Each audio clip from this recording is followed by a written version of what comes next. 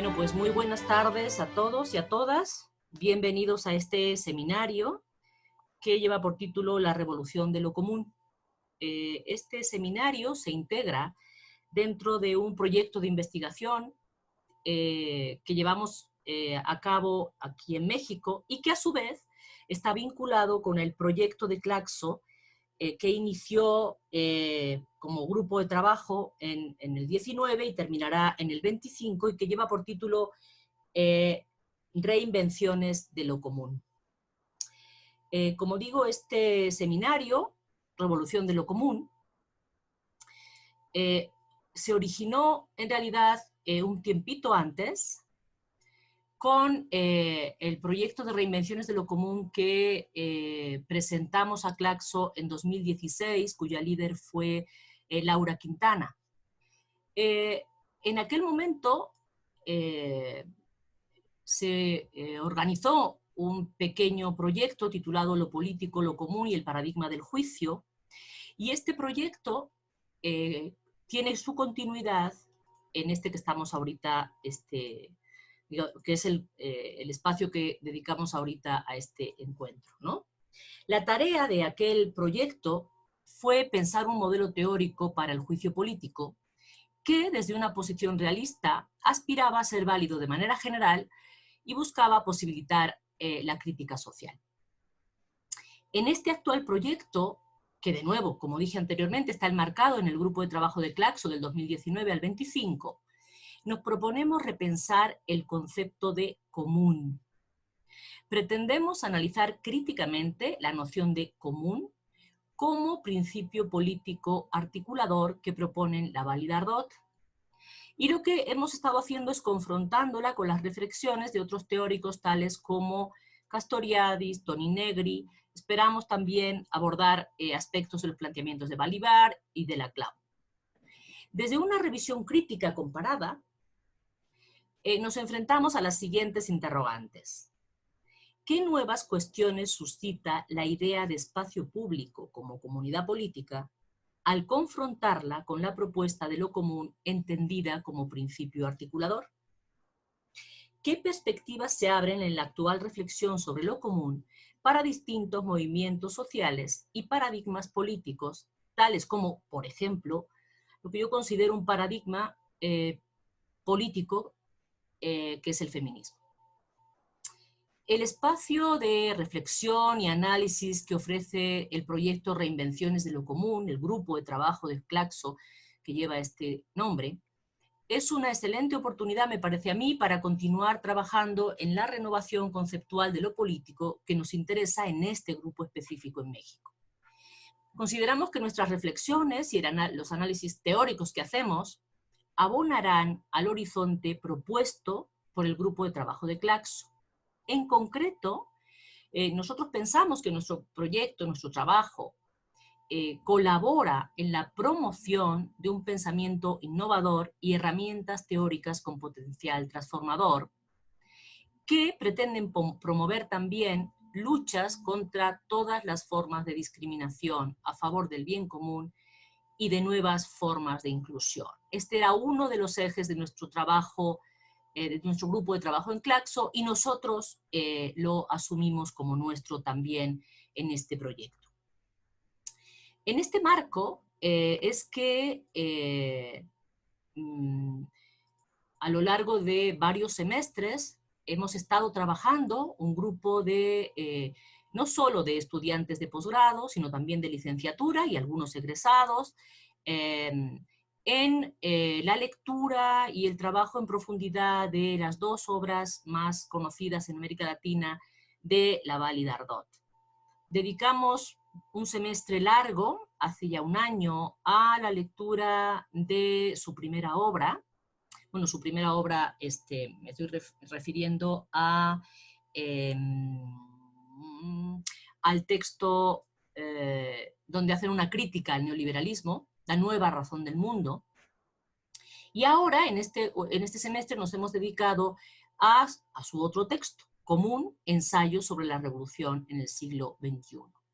Pues bien, nuestros objetivos en este análisis, en este trabajo de análisis conjunto y colectivo, han sido, en primer lugar, revisar la arqueología de lo común propuesta por Laval y Dardot. En segundo lugar, discutir los presupuestos de lo común como principio político. En tercer lugar, analizar las propuestas políticas hechas a partir del principio de lo común, que esto es prácticamente en lo que estamos aterrizando ahorita. Y, digamos, estamos empezando a hacer el trabajo de confrontación de esta idea de lo común con las propuestas de otros teóricos. Empezamos un poquito con Negri, vimos también a Hannah Arendt, y vamos a seguir trabajando en esta línea. Bueno, pues sin más preámbulo, yo voy a dar paso a las intervenciones de los tres ponentes del día de hoy. Vamos a dividir el trabajo digamos, el encuentro, este pequeño encuentro donde estamos recogiendo las conclusiones de todo este tiempo de trabajo, lo vamos a dividir en 3 sesiones, y en cada sesión habrá 3 ponentes. Hoy contamos, en primer lugar, con la presentación de Montserrat Espinosa. Ella es doctoranda del programa de posgrado en el área de filosofía política de la UNAM, apenas doctoranda. Me pide mucho, me enfatiza que afirme esto, ¿no? Que lo enfatice. En segundo lugar, Gustavo García, que también está en el doctorado, también en el programa de posgrado en el área de filosofía política. Y en tercer lugar, Fernanda Cruz, que también es igualmente doctoranda en el programa de posgrado. Bueno, cada uno de ellos trabajará, digamos, teniendo como horizonte una de las 3 primeras propuestas, no vamos a decir propuestas, nos va a explicar ahorita Monse por qué no son propuestas en sentido estricto, de Laval y Dardot al final de su libro común. Y lo que han hecho es, digamos, traer estas reflexiones a sus propias preocupaciones y a sus propias tesis. Bueno, yo ya no me extiendo más y le doy la palabra a Montserrat Espinosa. Monse, cuando quieras. Bien, pues muchas gracias, Maite, por la organización de este encuentro y, como ya también decías, por pues, los seminarios que hemos tenido de reflexión durante estos semestres. También muchas gracias a los compañeros que pues, nos hemos congregado aquí y a los que posteriormente nos acompañen a través de la repetición. Bien, pues doy inicio a la lectura de mi texto. En la tercera y última parte de Común, conocida ahora de los autores Christian Laval y Pierre Dardot, alrededor de la cual hemos estado reflexionando los últimos meses, como bien mencionaba la doctora, se recogen sus propuestas políticas, pero propuestas así entre comillas. Me parece importante hacer esta aclaración porque después de leer su propia introducción a ellas y consultar la versión original del texto, salta a la vista que una traducción más adecuada habría sido quizá proposiciones políticas antes que propuestas políticas. La versión inglesa, por ejemplo, titula esta sección como Political Propositions y no Political Proposals, respetando así la intención de los autores recogida al inicio de esta tercera parte. Cito: el término proposition, mantengo el inglés, o proposición en francés, proviene del latín propositio, que tiene el doble sentido de enunciado y de premisa principal de un argumento. Doble sentido que se encuentra igualmente en el griego prótasis. Lo que así se indica es, en efecto, la idea de un enunciado que llama a otros y por lo tanto una cuestión por establecer o por verificar. Termina la cita. Como podemos ver entonces, el término propuesta no comunica apropiadamente el segundo sentido. Da en cambio la idea de algo ya establecido, puesto a nuestra consideración, pero que no necesita de nosotros para ser formulado. Me parece importante comenzar con esta observación, pues la traducción como actualmente se encuentra podría llevar al lector a buscar en la obra un programa político determinado, unas propuestas concretas, acabadas, que únicamente hace falta poner en práctica, sustrayéndonos así de la tarea de pensar o de imaginar con los autores, ignorando que, como ellos mismos afirman, lo expuesto en esta parte son premisas de un razonamiento que solo las luchas prácticas podrán construir y desarrollar. Son palabras de los autores. La parte propositiva debe ser entonces producto de la reflexión y la práctica común. La primera afirmación o proposición que se encuentra en esta tercera parte es que se necesita construir una política que haga de lo común el principio de transformación de lo social. Y para el análisis podemos desgranar la proposición en cada uno de los elementos. En primer lugar, se plantea una necesidad. El carácter necesario de lo que se propone deriva del agotamiento del modelo de Estado-Nación, caracterizado por los autores como unitario y centralizado, sometido al principio de soberanía, por una parte, y este carácter necesario deriva, por otra parte, de las limitaciones y nefastas consecuencias producidas por la razón neoliberal que constituyen una amenaza no solo para el planeta, sino para la humanidad. Digamos que la justificación de esta necesidad la encontramos en la obra anterior, la nueva razón del mundo. Ahora bien, lo que se propone es una construcción, es decir, un artificio que requiere una acción consciente encaminada a una tarea específica. No se trata de algo que surgirá espontáneamente, creerlo así es mantener la idea, para ellos insostenible, del carácter progresivo de la humanidad, ni de algo que llevará a cabo un personaje extraordinario que venga en nuestro auxilio. Es preciso abocarnos a la tarea propuesta, pues solo así cobrará realidad. Lo que es necesario construir, dicen los autores, es una política de lo común. Y a lo largo del libro, Laval y Dardot se han dedicado a explicar qué entienden por común. Es, en primer lugar, un principio y no una cosa, no un objetivo, no un objeto, ni una sustancia o cualidad de algo. Es el principio del cual debemos partir, la premisa lógica para posteriores razonamientos, el inicio de un itinerario que se ha de emprender. Abro cita. Lo común es un principio político en el sentido de que ordena, impone y rige todo en la actividad política. Fin de cita. A la vez, no es un principio cualquiera, sino el principio político por excelencia, porque atañe a todos, es decir, somos coparticipantes. Su contenido y sus reglas de funcionamiento no están previamente fijadas, sino que se establecen, son fruto de la codecisión. Se instituyen en el ejercicio del juicio y de la deliberación pública como coactividad. Y es finalmente fundamento de la obligación política, coobligación, que, abro cita, procede enteramente del actuar común, extrae toda su fuerza del compromiso práctico que vincula a todos aquellos que han elaborado juntos reglas de su actividad, y solo es válida respecto a los coparticipantes de esa misma actividad. Una política de lo común, entonces, tendría que ver con el autogobierno, con la institución de lo que es común y de las reglas bajo las cuales funcionará y funcionaremos. Me permito recoger esta cita en extenso. Lo común es una construcción política, o mejor dicho, una institución de la política en los tiempos de los peligros globales que amenazan a la humanidad. Decir que lo común, como lo indica su etimología, es de entrada político, significa que obliga a concebir una nueva institución de los poderes de la sociedad. Lo común, tal y como aquí lo entendemos, significa ante todo autogobierno de los seres humanos, de las instituciones y de las reglas que se dan para ordenar sus relaciones mutuas. Está pues enraizado en la tradición política de la democracia, en especial en la experiencia griega. Da a entender que no hay un mundo humano más deseable que el que está explícita y conscientemente basado en el actuar común, fuente de los derechos y de las obligaciones. Fin de cita. Como vemos, estas reglas no pueden darse por otra vía que no sea la democrática. La democracia, nos dice Castoriadis, es el régimen de la autolimitación, de la autonomía o de la autoinstitución. Es poder autoinstituyente. La democracia es un régimen que se autoinstituye explícitamente de manera permanente.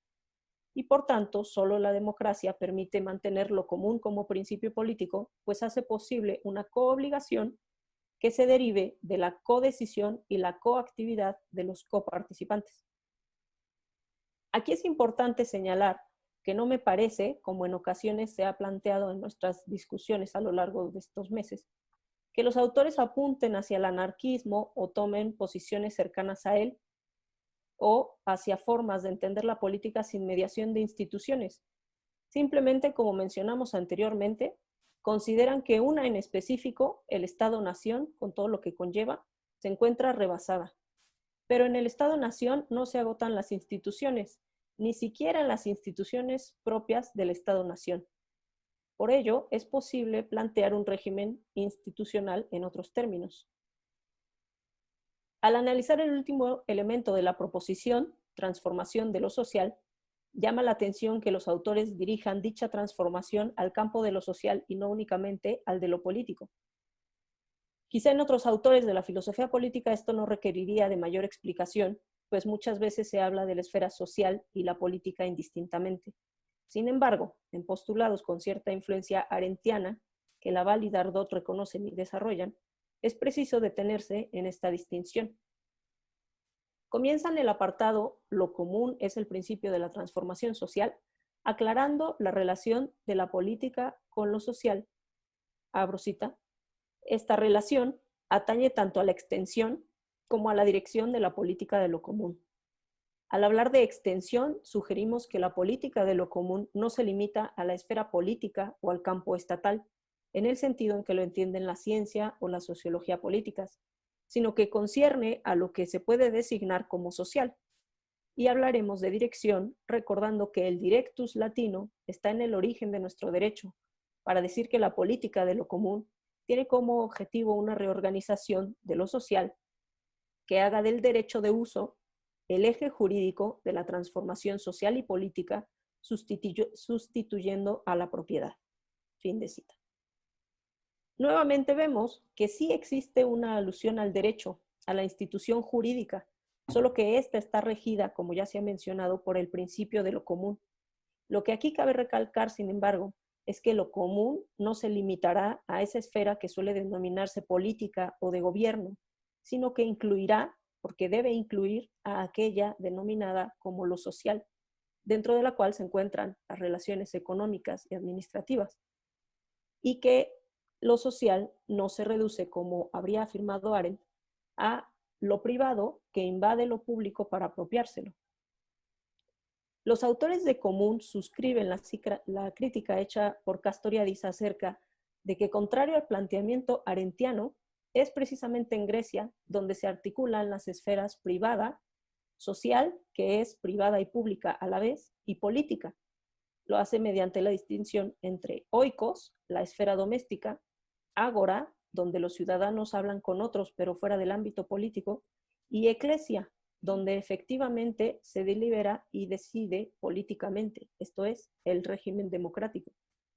Para Laval, Dardot y Castoriadis, lo social no es privado en el sentido de que los intereses de los que ahí se dan cita lo sean, ni que no interese o afecte a todos, sino únicamente podemos referirnos a lo social como privado en el sentido de que lo que allí se discute no constituye decisión política, legislativa, judicial o gubernamental. Los autores apuntan de la mano de Castoriadis que Arendt, abro cita, no advierte que la cuestión social es una cuestión política, lo cual en términos contemporáneos se formula así. ¿El poder económico no es acaso ipso facto también poder político? Es todo el edificio social el que debe ser reconstruido. De lo contrario, una transformación política es materialmente imposible. Fin de cita. La razón neoliberal, que es, en último término, aquella que se está tratando de destruir, abarca todos los ámbitos de la existencia. El sustituto propuesto, el principio de lo común, no podría limitarse solo al ámbito político. El hecho de que este principio se extienda tanto a la esfera pública como a la social no significa que la distinción deje de existir. Solo significa que se cuenta con un principio ordenador que evita lo que actualmente padecemos, que unos intereses determinados, actualmente los económicos, monopolicen la deliberación, dicten las prácticas políticas y moldeen las subjetividades, etc. Como podemos ver, el autogobierno tendría que instituirse también en el ámbito de lo económico. Dice en Lavallie-Dardot, la exigencia de autogobierno no debe detenerse a las puertas de las empresas y las unidades de producción. No hay que confundir entonces esto con lo que de hecho sucede en el orden neoliberal, donde el mercado parece tener sus propias leyes. No se trata de que cada esfera se autogobierne independientemente, sino de que se reorganice según el principio de lo común, lo cual en el ámbito económico implicaría, abro cita, disponer de las cosas de tal manera que el autogobierno de los comunes tenga en cuenta todas las externalidades de la actividad, además, evidentemente, de las necesidades que hay que satisfacer, lo cual supone que los órganos de gobierno de cada común den un lugar a los usuarios y a los ciudadanos implicados, y no solo que se les dé un lugar, sino que se les dé el estatus de coproductores del servicio o del bien. Para ello será necesario, como se verá en los siguientes apartados, oponer el derecho de uso a la propiedad, instituir los comunes mundiales, la empresa común, etc.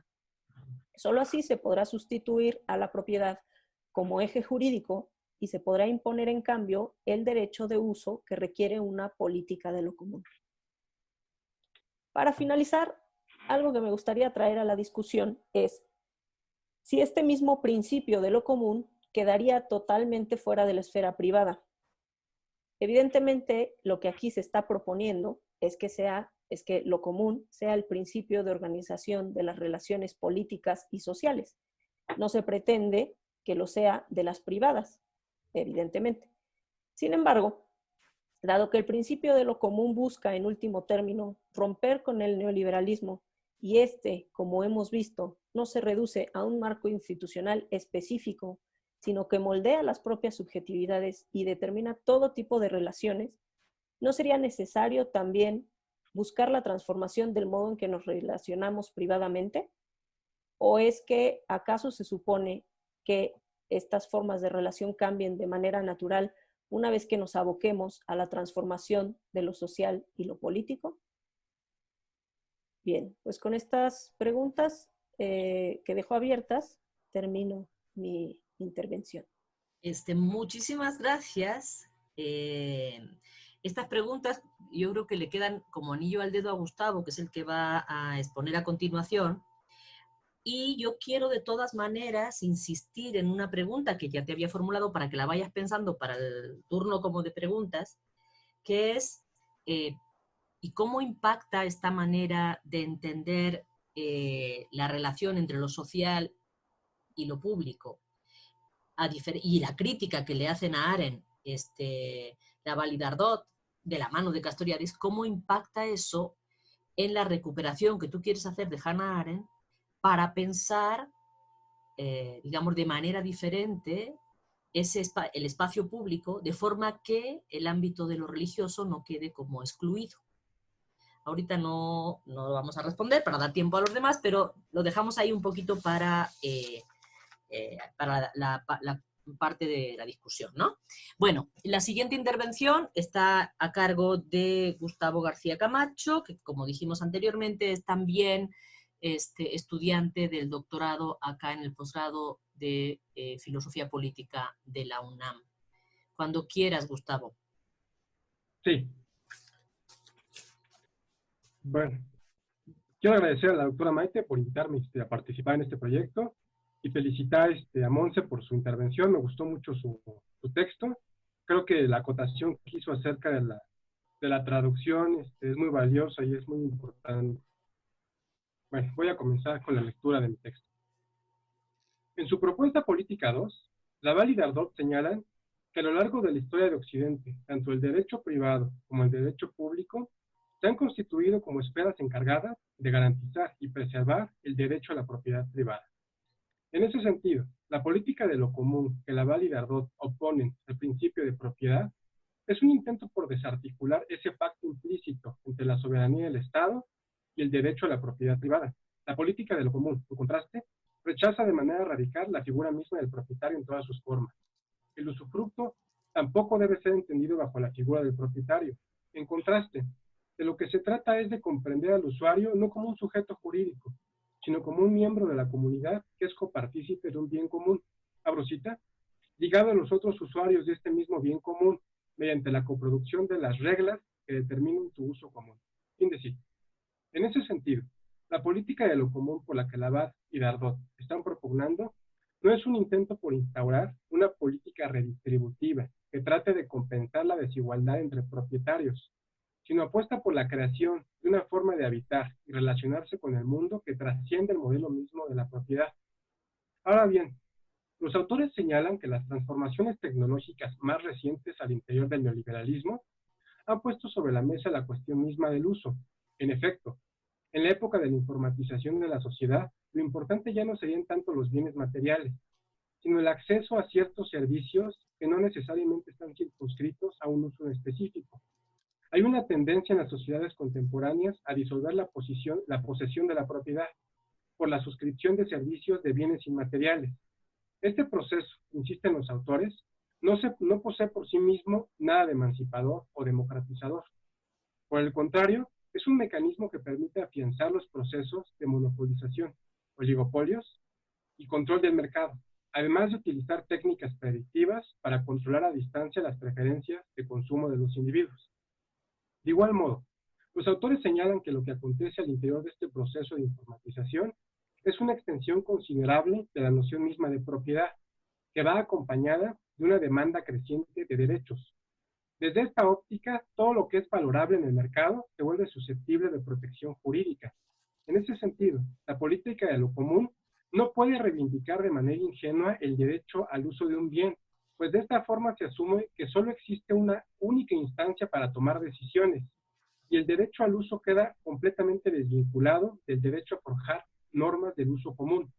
Es decir, no se trata de reclamar el uso a la propiedad privada desde un marco jurídico previamente establecido, sino de instituir prácticas comunes que cuestionen de raíz el modelo mismo de la propiedad y mantengan siempre la posibilidad de producir las normas que rigen la vida en común. No se trata, insistimos, de que un propietario garantice el uso más extendido, creativo y libre de un servicio, sino de cuestionar el fundamento mismo de la propiedad privada. En efecto, para Labat y Dardot, una política de lo común se define por, abro cita, en nuestra perspectiva, la de una praxis instituyente que establece las reglas de su uso común y de su prolongación con un uso instituyente que procede a la revisión regular de estas mismas reglas, es decisivo, ante todo, que el uso de lo común esté ligado relativamente a las reglas y a la obligación resultante. Fin de cita. Labat y Dardot utilizan dos ejemplos para ilustrar lo anterior. El primero corresponde a la ocupación de la granja de Somonte, España. Un grupo de trabajadores agrícolas ocuparon unas tierras que estaban a punto de ser vendidas a especuladores financieros. Sin embargo, durante la ocupación, los obreros nunca reivindicaron la propiedad de las tierras e insistían, más bien, que la tierra no es propiedad de nadie y que debe estar en manos de quien las trabaja directamente. El segundo caso es el de una asociación que combatió a una empresa norteamericana que buscaba apropiarse de las propiedades fungicidas de un árbol, las cuales habían sido utilizadas por los indios durante siglos, y ahora tendrían que comprarlas. Este caso pone de manifiesto que los estados no requieren del consentimiento de las comunidades locales, y están completamente desvinculados de las prácticas cooperativas que definen lo común. De igual modo, la máxima enseñanza de este caso es que fue creada una granja que permite a 10,000 campesinos incorporarse a la agricultura orgánica. En ese sentido, nos dicen Labat y Dardot, abro cita, tenemos ahí un buen ejemplo de la institución de un común mediante la fijación de ciertas reglas, destinadas al mismo tiempo a luchar contra la biopiratería y a asegurar una puesta en común efectiva de los saberes, ya que esta puesta en común no es únicamente local, sino transnacional. En todo caso, un ejemplo como este nos enseña que la guarda de un común solo puede ser confiada a quienes hacen de él un couso y no a los estados, que no pueden ser considerados como los guardianes de las cosas comunes, encargados de dictar las leyes de obligado cumplimiento. Fin de cita. Entre el derecho y la propiedad. En su propuesta política, Labat y Dardot elaboran una acotación sumamente importante, que es importante enfatizar. Las transformaciones que han experimentado el derecho y la noción misma de propiedad a partir de la informatización de la sociedad no necesariamente implican la emergencia de prácticas democráticas o igualitarias. Masificar el consumo de un servicio a través de redes o exigir el derecho a utilizar un bien apelando a la buena voluntad del propietario no pueden considerarse como prácticas que desafíen la lógica capitalista. Las nuevas empresas de la informática, lejos de estimular la creatividad de los sujetos e impulsar un proceso democrático de la información, lo que hacen es mercantilizar todas las esferas de la vida y reducir el derecho al modelo de la propiedad privada. Además, lejos de ser rizomáticas, su estructura se basa en las jerarquías inherentes a los monopolios y utilizan las técnicas predictivas para conocer las preferencias de los consumidores. En suma, para los autores de la nueva razón del mundo, si las prácticas comunitarias no cuestionan el fundamento mismo de la propiedad privada del capitalismo, no puede emerger lo común ni la auténtica democracia. Como ya habíamos señalado anteriormente, la advertencia de Laval y Dardot de mantener siempre una perspectiva anticapitalista nos permite distinguir los auténticos procesos colectivos de resistencia al capitalismo contemporáneo de aquellas prácticas neoliberales que creen ver en la sociedad civil el lugar de la auténtica democracia. Ahora bien, me parece que de la propuesta política que Laval y Dardot nos ofrecen, se derivan dos posibilidades latentes que es necesario tomar en consideración. La primera, a mi juicio, es la posibilidad de que esta forma de entender lo común desemboque en una variante más del autoritarismo, particularmente cuando esta forma de conceptualizar lo común se traslada a otras esferas de la vida social, como el tema de la justicia penal. Si la vida en común no está mediada por un código jurídico plenamente establecido, existe el peligro de que los individuos se enfrenten a situaciones completamente anárquicas, donde es imposible encontrar una instancia que permita mediar los conflictos desde arriba y estabilizar las interacciones sociales. Las normas jurídicas y el conocimiento experto del Estado, si bien su fundamento puede estar al servicio del régimen de propiedad y de la clase dominante, son un instrumento que le otorga claridad y vuelve previsibles los efectos de las acciones, así como pueden garantizar que se respeten los derechos básicos de los individuos en ciertas coyunturas. En efecto, abro cita de Moreno Castaña, al fin y al cabo, cuando los códigos legales y las normas están claras, los individuos pueden sentirse muy coaccionados, pero saben a qué atenerse. Los regímenes de terror, sin embargo, son imprevisibles y laminan sin más criterio el sostenimiento de imprevisibles equilibrios de poder. Fin de cita. De igual modo, las normas jurídicas modernas pueden llegar a ser un contrapeso que libera a los sujetos de formas de dominación basadas en la dependencia personal, el carisma o los lazos comunitarios tradicionales. El funcionamiento sectario de ciertas instituciones militantes, en donde la singularidad de los sujetos queda completamente subsumida bajo la lógica del partido, es un buen ejemplo de los peligros intrínsecos a los poderes comunitarios y la necesidad de regular la vida social a través del derecho. Es importante considerar que existen ciertos ámbitos de la vida social en donde es necesario el conocimiento técnico de los expertos, y hay ciertos derechos fundamentales y ciertos ámbitos de la vida que no pueden estar subordinados a una forma de control comunitario. Hemos de recordar que cuando Michel Foucault, en Defender la Sociedad, traza la genealogía del racismo de Estado, detecta una reinscripción histórica del discurso de la guerra de las razas en la emergencia de los estados totalitarios. Recuperando el discurso del conflicto, se esencializaba biológicamente al adversario, y así se justificaba su exterminio. Desde esta óptica, el rechazo total a lo jurídico puede generar las condiciones para una forma de antagonismo radical, donde la única salida posible es la eliminación física del adversario. Ahora bien, es posible otra lectura más amable respecto a la propuesta que esgrime Laval y Dardot. En efecto, la manera en que reformula la noción de lo común y el derecho resulta particularmente sugerente al momento de plantear un proyecto de emancipación social que no reproduzca en su interior elementos autoritarios. Hemos de recordar que la ruptura de los autores respecto al comunismo de Estado radica justamente en el rechazo a utilizar métodos tiránicos para conseguir objetivos emancipatorios. En el capítulo dedicado a Proudhon, los autores enfatizan la necesidad de superar el desdén comunista por lo jurídico e inventar una política socialista. En efecto, me parece que los autores de la nueva razón del mundo son plenamente conscientes del peligro del autoritarismo, y su objetivo es justamente proporcionarnos modelos sociales alternativos que no repitan los excesos autoritarios del siglo XX. En ese sentido, podemos lanzar la siguiente hipótesis de lectura. Al descartar los modelos juridicistas y normativos del derecho, Laval y Dardot establecen la posibilidad de que la idea misma de la comunidad no se entienda como una esencia fija o cerrada, sino como algo que se reconfigura a lo largo del tiempo y, por lo tanto, cuestiona permanentemente sus fundamentos al permanecer abierta a las iniciativas y la espontaneidad de cada uno de sus miembros.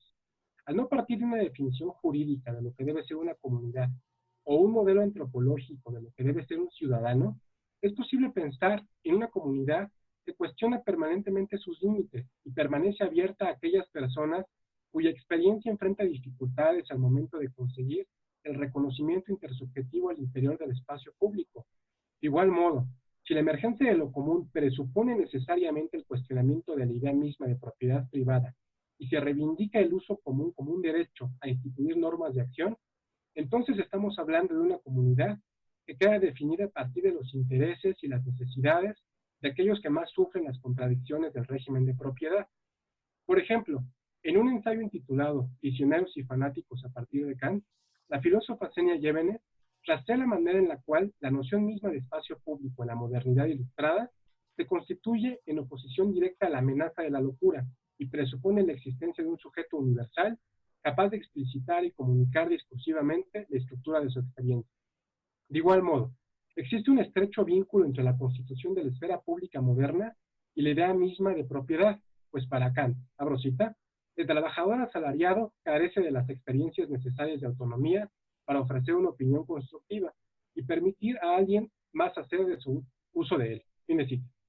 De ese modo, se establece una frontera entre todos aquellos que no son propietarios y muestran dificultades al momento de presentar en juicios la estructura de la experiencia y aquellos que son capaces de manipular un lenguaje universal en el espacio público.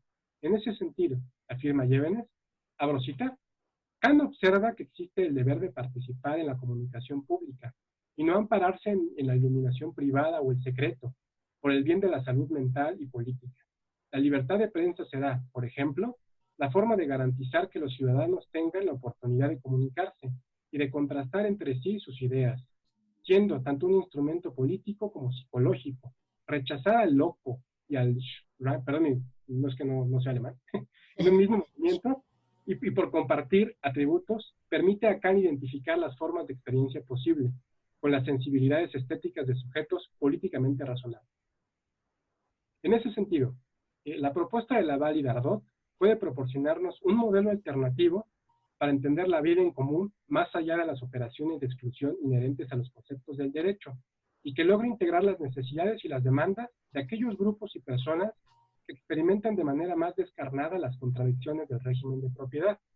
No hay que partir de un código jurídico previamente establecido que le otorgue todas las concesiones a la ideología burguesa, sino instituir, a través de la praxis, normas colectivas que cuestionen el fundamento mismo de la sociedad capitalista. Por último, un elemento importante que me gustaría señalar y que los autores no examinan cuando abordan el tema de las empresas de la informática es que es necesario cuestionar el ideal de transparencia que subyace a la idea misma de espacio público y plantear la necesidad del secreto en la conformación de lo común y las identidades colectivas.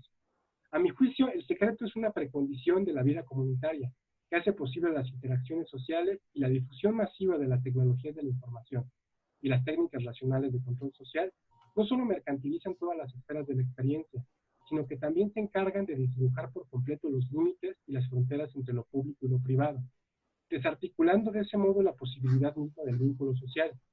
Como mostró Simmel, la posibilidad misma del secreto, la capacidad de disimular ciertas situaciones sociales, es uno de los fundamentos psicosociales que hacen posible la vida en común. Y es importante no trascender esos límites, ni subordinar el uso de la técnica a ese tipo de deseos, que trascienden por mucho los límites de la conciencia humana. Eso sería todo. Muy bien, muchas gracias. Bueno, pues yo creo que ya tenemos aquí un pequeño debate así como que planteado. Tú diciendo hay que mantener con claridad los límites entre lo público y lo privado y el ámbito del secreto, que es justo lo que posibilita el desarrollo de lo público. Y la pregunta final con la que terminaba Monse. Entonces, bueno, cuando retomemos las preguntas y respuestas, pues también me gustaría mucho que los dos, digamos, hicieran una reflexión sobre eso, ¿no? Finalmente, no sé cómo responderías tú a la pregunta que terminó haciendo Monse en su presentación, ¿no? Bueno, antes de Claro. pasar a esa parte, vale, lo dejo planteado nada más para que podamos como iniciar con ese punto, ¿no? Claro. Yo incluso te añadiría algo más para que lo puedas ir pensando, ¿no? Sí. ¿Cómo impacta la idea de uso instituyente de los comunes a las formas de instituir el derecho que tú estás criticando en tu proyecto de investigación? O sea, ¿en qué sentido esta idea del uso instituyente de los comunes modificaría, te haría pensar tus críticas de otro modo? Claro. Bueno, y la última, pero ¿cómo es? ¿Cómo es en inglés? The last but not the least. Fernanda Cruz, que también es doctoranda del programa de posgrado en el área de filosofía política y que nos presenta un texto que tituló Lo común es el principio de la emancipación de las mujeres, en interrogación. Un poco obedeciendo o digamos respondiendo, para no decir obedeciendo, que es un término muy fuerte, respondiendo a una provocación mía. Entonces, Fernanda, cuando gustes. Gracias. Bueno, como siempre, un placer encontrarnos cada semana y con temas tan interesantes. Creo que efectivamente, como Maite decía al principio, va a haber hilos conductores en las tres reflexiones muy importantes. Bueno, voy a dar lectura a mi texto. Se titula Lo común es el principio de la emancipación de las mujeres. Es una interrogación en general, pero luego también es una interrogación para la parte final, que es las mujeres, ¿no? Hay como dos interrogaciones ahí. A propósito de este título, y comienzo, hay una traición aquí. A lo largo de los últimos meses, en nuestra lectura del texto común de Laval y Dardot, hemos aprendido que la exploración y la propuesta de dichos autores concierne a una actividad y a los compromisos que se tejen con ella. Más precisamente, se trata de una coobligación y una coactividad. Las preguntas que ellos plantean, por tanto, no giran en torno al sujeto o los sujetos que las llevan a cabo. Y aquí es donde debo declararme culpable de traicionar su proyecto, puesto que preguntar por lo común como principio de emancipación de las mujeres me lleva al terreno de la pregunta por el sujeto de aquella coactividad y coobligación, no como una pregunta anterior y posibilitadora de un segundo cuestionamiento, que sería el de lo común para o de las mujeres. ¿Qué es lo común para las mujeres? O bien, ¿cuál es el común de las mujeres? Considero, mejor dicho, que la pregunta por lo común para o de las mujeres es una pregunta por el sujeto político mujeres. Tal como resulta de su genealogía crítica del neoliberalismo, el proyecto de lo común será la propuesta de una alternativa a la totalización empresarial que aquel opera, es decir, la reflexión sobre lo común, entendido como principio político general para la acción, está situada históricamente, de cara a la reconfiguración contemporánea del capitalismo y la puesta en marcha de una forma de concebir y proceder en el mundo que la acompaña y la excede. Del mismo modo, la pregunta por el sujeto político mujeres se enmarca en un contexto histórico preciso, a saber, la actualidad de un movimiento emancipatorio habitado por múltiples y diversas subjetividades, cuyas reivindicaciones están atravesadas y forjadas también desde la multiplicidad y la diferencia, así como sus formas de pensarse, posicionarse y actuar ante la realidad que se intenta transformar. De esta manera, la pregunta por las mujeres se convierte más precisamente en la pregunta por el sujeto de ese movimiento múltiple y diverso que es el feminista, una cuestión que no es menor, muy por el contrario, ha sido motivo de un significativo correr de tinta en la actualidad. No es mi intención aquí hacer un recorrido por la bibliografía alrededor de esta pregunta, lo cual me llevaría muy lejos de la razón de esta breve reflexión enunciada en el título de la misma. En consecuencia, me centraré en pensar cómo las preguntas por lo común desde una perspectiva feminista y por el sujeto político del feminismo vienen a ser, según mi consideración, una y la misma, y en ese sentido reivindicar la traición al proyecto de Laval y Dardot sin que ello signifique su abandono total. Entre lo privado y lo público, entre la igualdad y la diferencia, entre la lucha de clases y el techo de cristal, entre la autonomía y la institucionalización, entre el abolicionismo y la reivindicación del trabajo sexual, entre la marea verde y la propuesta de que la maternidad no será, entre las muertas de Juárez y la lucha de Berta Cáceres en Honduras, entre el rechazo del porno y el posporno o el porno feminista, entre la interseccionalidad y el separatismo, entre la agencia y el victimismo o la victimización, entre el Me Too y el Ni Una Menos, entre las asambleas interuniversitarias y las tomas, entre el sexo y el género. No hay aquí ninguna pretensión de producir dicotomías. El entre, en cada caso de los anteriores y de todos los que no enuncié por falta de espacio e incapacidad némica, va precedido por lo común entre lo privado y lo público, lo común entre la igualdad y la diferencia, etc. ¿Cuál es ese común? Aquí, por supuesto, hace falta una aclaración. No soy yo quien puede definir ese común. No es una atribución mía decidir qué nos es común a todes y cada uno de los que participamos de aquellas reflexiones, acciones o posiciones. Afirmar lo contrario sería una segunda traición, no solo al proyecto de la dupla francesa, sino a mi participación misma en esos mundos múltiples y diversos que son los feminismos. Y a diferencia de la traición anterior, de esta no me atrevo a declararme culpable. Aún más, la identificación de las preguntas por lo común y por el sujeto político del feminismo es parte de la forma en que yo me he posicionado en ese abanico de colores y sabores. Por tanto, este abordaje de lo común como principio de emancipación no puede ni pretende en ningún caso ser totalizante. Tal formulación de la cuestión no es casual ni tiene por objetivo una mera exploración para ver a dónde nos lleva. Creo que es, mejor dicho, la posibilidad de plantearnos la pregunta por lo común en este caso. Una posibilidad que radica paradójicamente en una imposibilidad, la de establecer una sola agenda de una vez y para siempre.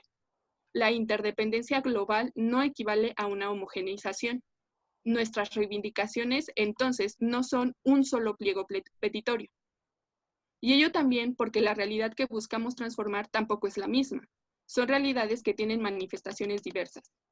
Pensemos, por ejemplo, en la diversidad de formas para enunciar esas realidades que han de transformarse. Patriarcado, sistema sexogénero, heteronormatividad, heterosexualidad obligatoria, régimen heterosexual. Cada una con sus supuestos y sus consecuencias. Todas ellas, sin embargo, comparten algo común, enuncian algo común. Relaciones de dominación forjadas en las diferencias de sexo, de género, de sexualidades, etc. ¿Cómo se puede articular eso común? He ahí el meollo del asunto, ya que estas formas de enunciar la realidad por sí mismas no nos remiten a lo común. Lo que posibilita el encuentro y el reconocimiento es el ejercicio de diálogo entre las subjetividades que enuncian a través de esa diversidad sus experiencias. No obstante, la posibilidad del encuentro también implica su imposibilidad, es decir, el desencuentro. De ahí la necesidad del diálogo, de la deliberación y de las acciones colectivas que permitan en su acontecer la construcción de lo común, entre los desencuentros, entre las diferencias, entre la multiplicidad. Ahí, en el entre, es donde ha de instituirse lo común, siguiendo el planteamiento de la Validardot. ¿Qué más prueba de ello que el abanico de colores que vemos desplegarse en las marchas feministas de los últimos años? Y no me refiero necesariamente a los colores de los pañuelos o las prendas que portamos. Me refiero a los colores, a la diversidad y a la multiplicidad de quienes marchan. Desde los contingentes de familiares de víctimas de feminicidios, pasando por los contingentes separatistas, los de los trabajadores sexuales, los de las personas trans, etcétera, etcétera, y que además, pues entre ellos mismos están combinados. Llegando también a los contingentes mixtos y a los márgenes de los contingentes que también se tiñen de colores. ¿Por qué aquellas convocatorias nos reúnen? ¿No es acaso porque hay ahí la posibilidad de lo común en el entre de los cuerpos reunidos y a través de ellos? En la reunión, que no hay distinción de los trabajadores en sus lugares de trabajo, la Validardot señalan dos maneras en las que estos resisten y exceden la dinámica laboral. Por un lado, la resistencia cooperativa, es decir, el conjunto de acciones individuales o en conjunto que buscan hacer frente a la explotación y cuentan con un sustento o soporte del conjunto de los individuos. Por el otro, la cooperación resistente, es decir, la autonomía que el colectivo obrero arrebata y ejerce de facto en su actividad para que las tareas se cumplan. ¿Qué pasaría con la resistencia cooperativa y la cooperación resistente fuera del lugar de trabajo? ¿Cómo se ven con las gafas violetas? Pensemos, por ejemplo, en el movimiento Me Too como una forma de resistencia cooperativa. Se trata de denuncias individuales de acoso o abuso sexual hechas por mujeres de diferentes ámbitos o profesiones, anónimas o no. Estas denuncias solo fueron posibles en la medida en la cual había toda una plataforma de apoyo, fundamentalmente en redes sociales, que sostuvo a las denunciantes por cuanto les brindó seguridad, apoyo y difusión a sus denuncias. En otras palabras, fue el soporte colectivo el que posibilitó que tales denuncias individuales se hicieran y luego fueran tomadas en cuenta, por ejemplo, para efectos de denuncias formales ante autoridades. Por su parte, la cooperación resistente puede pensarse desde las diferentes reuniones de colectivos feministas, queer, lésbicos, gays, trans, etc., para determinar no solo sus acciones políticas, sino sus maneras de habitar el mundo. Hay muchos y muy variados ejemplos, pero todos remiten a la posibilidad de la autodeterminación de las subjetividades que se reúnen y que encuentran en dicha reunión la posibilidad de la autonomía. Pensemos en la institución de un colectivo intersexual que, gracias al encuentro entre diversas personas que han pasado por experiencias similares, deciden emprender acciones conjuntas en contra de la medicalización y la intervención quirúrgica en bebés intersexuales, en pro de generar condiciones que permitan a las personas decidir si quieren hacer o no modificaciones físicas futuras. Pero ahí no se detiene el asunto. También hay que considerar que la conformación de ese colectivo se da en un contexto de encuentros entre disidencias exogenéricas en la ciudad de San Francisco en los años 90. Así, la cooperación resistente no solo se ubica en el encuentro de experiencias similares, sino en los desencuentros con otras experiencias, en la reunión en diferencia. Para la Valley-Dardot, afirmar que lo común es el principio de emancipación del trabajo tiene sentido porque el trabajo es pensado por ellos como actividad. Es decir, aquí no hay una pregunta por el quiénes se emancipan gracias al principio de lo común, sino de qué manera trabajar es una coactividad en la cual se da la resistencia cooperativa y la cooperación resistente. Para el caso que me ocupa, pensar lo común y tales resistencia y cooperación me remite a la reflexión por el nosotres que en aquellas puede instituirse. Podría atribuirse a mi formulación que va en contra del principio de lo común, tal como la plantean nuestros autores, ya que según ellos, este no se refiere a una copertenencia, es decir, que lo común en tanto actividad no puede atribuirse a un conjunto de sujetos a priori. No existe previo a la coactividad, no hay sujetos que de antemano puedan instituirse como sujetos de lo común. Parecería, pues, que al identificar la pregunta por lo común con la del sujeto político del feminismo, estoy apelando a una copertenencia. No, no es tal el caso. No hay, creo, posibilidad de definir a priori quién es ese sujeto. El nosotres no puede delimitarse antes de su institución en el camino de la deliberación o la acción de quienes participan y se posicionan en la diversidad de los feminismos. Nosotres surge del entre, de nuestra reunión, de nuestros encuentros y desencuentros, de nuestras afectaciones mutuas y múltiples. Se me dirá también que hay feminismos desde los cuales sí se apela y se parte de la copertenencia, y efectivamente es así. Pero eso no significa que esos casos sean la totalidad de las posturas. Es simplemente que yo no comparto dicha perspectiva, lo cual no equivale a la descalificación y la anulación de tales posturas, y mucho menos de las subjetividades y las experiencias que encuentran en tales enunciaciones posibilidades y caminos para la emancipación. Lo que quiero resaltar a este propósito es que ese desencuentro no impide el diálogo o la acción conjunta. No se trata de obstaculizar la institución del nosotres, borrando o rechazando a priori. El hecho de que yo no comparta la idea de características o rasgos esenciales o fundamentales para determinar una copertenencia feminista no significa que rechace todos y cada uno de los argumentos o acciones que de una comprensión así derivan. Significa más bien que habrá de darse un diálogo al respecto de lo que compartimos y lo que no. Significa que habrá encuentros y también que no los habrá. Significa que lo común no convoca porque esté dado antes de nuestra reunión, sino que lo hace en su porvenir.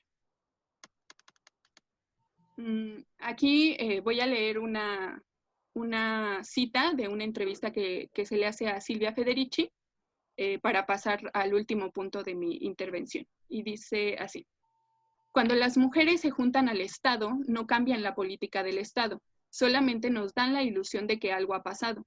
Por eso no tengo confianza en las mujeres que son del Estado. Tengo confianza en las mujeres que están construyendo desde abajo, desde nuevas formas de organización. Y más adelante en esa misma entrevista dice, el poder no es una cosa única, está el poder con y el poder sobre. Nosotros no estamos por el poder sobre los otros, estamos con el poder como desarrollo de las capacidades colectivas, lo que necesitamos y lo que queremos hacer. Es una forma de poder, pero no es un poder que está sobre las otras personas. Es muy importante diferenciar eso. Fin de la cita de Federici. Con un panorama así, se vuelve imprescindible voltear la mirada también al tipo de acciones y los proyectos políticos que desde los feminismos pueden o han tenido lugar. En otros términos, ¿cómo pueden ese cúmulo de subjetividades recuperar una autonomía de representación y un poder de lucha a falta de organizaciones poderosas? He de admitir, en primer lugar, que ante este cuestionamiento que retomo de la pregunta que hacen Laval y Dardot a propósito del trabajo, no puedo más que enunciar mi escepticismo. Sin duda, habrá quienes dirán que tiene sentido apostar por la construcción de organizaciones poderosas para la representación de nuestras luchas, en este caso de la lucha feminista. Tal vez a la manera de la participación en partidos políticos, influyentes organizaciones o asociaciones de tipo civil, o puestos públicos de enorme relevancia para el acontecer planetario contemporáneo, como la presidencia de los Estados Unidos o la dirección de organizaciones supranacionales como el Banco Mundial. Las acciones afirmativas o las modificaciones jurídicas y políticas para asegurar la paridad de participación en distintos ámbitos, tanto públicos como privados, son necesarias y no desconozco su origen en las luchas de los movimientos de mujeres y de las disidencias sexuales. Sin embargo, mi escepticismo me lleva hacia otros lugares. Creo que habría que reflexionar primero sobre el término poderosas. ¿A qué nos referimos con eso? ¿Qué tipo de poder han de ejercer esas organizaciones? ¿Un poder vertical que se ejerce sobre, como sería, por ejemplo, que una mujer llegara a la presidencia de los Estados Unidos o a la dirección de organizaciones como el Banco Mundial? ¿O una especie de mandar obedeciendo zapatista que apunte a la horizontalidad y la democratización de la toma de decisiones? En suma, sería la pregunta de un poder ejercido por quién y para qué. En este punto, y para terminar, permítaseme volver a enunciar lo siguiente. No soy yo quien deba decidir lo común desde una perspectiva feminista o de cualquier otra. Lo que sí puedo hacer es posicionarme al respecto. No soy partidaria de la construcción de organizaciones poderosas y tampoco del principio de representación. Si he de conceder algo sustancial a la propuesta de la dupla francesa, es precisamente esta, a saber, la necesidad de la autoorganización y la autoinstitución de lo común, del nosotres siempre entre y por venir. Gracias. Muy bien, muchas gracias. Me pregunto si realmente Laval y Dardot pensarían que les has traicionado. Yo creo que más bien es como que les has complementado. Pues, no sé, quizá eso es lo que podemos discutir ahora, pero no estoy tan segura, solo porque, digamos, llegaste a esta conclusión a partir del planteamiento del sujeto político mujeres, y que parece que el ámbito de la acción queda en un segundo plano a favor del ámbito del diálogo. Pero bueno, en fin, lo vemos ahorita, que nos expliques en qué sentido, una vez que concluyes, puede seguir hablándose de una traición a los planteamientos de Laval y Dardot. Bueno, no sé si quieran empezar contestando mis provocaciones o les damos la palabra a los compañeros. Tenemos muy buen tiempo, tenemos 50 minutos para preguntas, para el debate, para los comentarios. Mientras los compañeros y compañeras van pensando sus, no sé, sus preguntas o sus observaciones, puedan ustedes ya dar respuesta a mis provocaciones. No sé si, por ejemplo, Monse, que fue la primera, ¿qué implicaciones tiene este planteamiento de Laval y Dardot para tu mirada al espacio público y en qué sentido eso impacta, digamos, las críticas que le hacen a Aren y que tú misma mencionas al final de tu texto, en relación con su manera de separar lo social del ámbito de lo político? ¿En qué sentido eso impacta en tu propio proyecto de investigación? Bueno, sí me ha hecho repensar algunas cuestiones. Yo, y conecto esto con con lo que mencionaba también Gustavo y que tú mencionabas que podía ser ahí como un punto de discusión.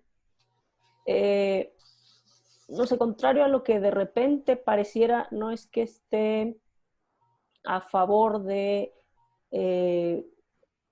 disolver la distinción entre los distintos ámbitos privado, social, político, ni de politizar artificialmente, por ejemplo, el ámbito privado o personal, sino que lo que constantemente trato de exponer es que no me parece estar haciendo una propuesta, sino una descripción de cosas que ya en efecto suceden, ¿no? Es decir, que el ámbito privado influye en lo político y que lo político influye en lo privado es algo que sucede, ¿no? Y también muchas veces cuando hago el desarrollo de mi propuesta o de mi investigación en proceso, viene a la memoria digamos, esta frase del feminismo de la segunda ola de lo privado también es público. En el personal sentido, es político. Lo personal es político, en el sentido, en ese mismo sentido lo digo yo, es decir, no es algo de lo que podamos desentendernos porque, pues efectivamente, así está fusionando y las esferas están articuladas porque el individuo mismo es materialmente, está materialmente imposibilitado para escindirse dependiendo de la esfera a la que quiera acceder, ¿no? Entonces, a lo que yo apunto es que no es que debamos diluir las fronteras entre lo privado, lo social y lo público, sino prestar atención a la manera en la que se articulan, a lo complicado de sus relaciones y que por lo tanto no podemos dar soluciones pues así simplistas que no consideren las... O sea, claro, que no... yo entiendo lo que dices, nada más que tú cierras, la pregunta es muy fuerte y digamos, igual que quiero que todos los demás recojan el reto, ¿no? Entonces, Sí. ¿no sería necesario también buscar la transformación del modo en que nos relacionamos privadamente? Sí. Ahora, sí, perdón que interrumpa, pero esta pregunta también, digamos que se complementa, ¿no? O sea, ¿no sería necesario también buscar la transformación del modo en que nos relacionamos privadamente?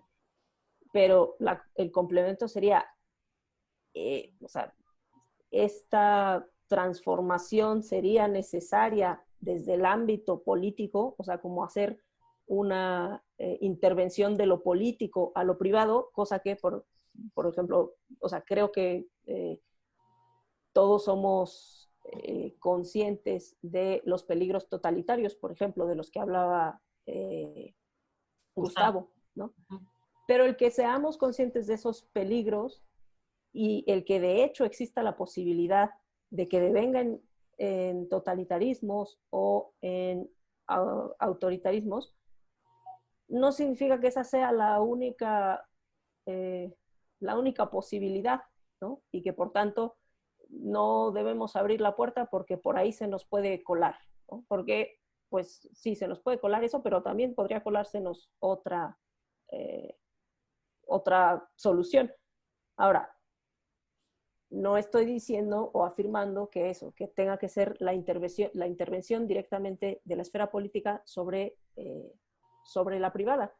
Pero entonces, ¿a través de qué mecanismos podemos transformar el modo en el que nos relacionamos de manera privada si no estamos tocando esa esfera? Por lo menos no en estos planteamientos. Y entonces ahí está la segunda pregunta que hago, ¿no?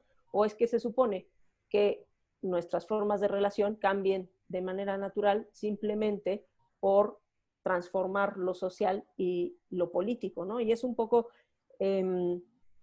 lo que veíamos con el libro de la nueva razón del mundo. O sea, si realmente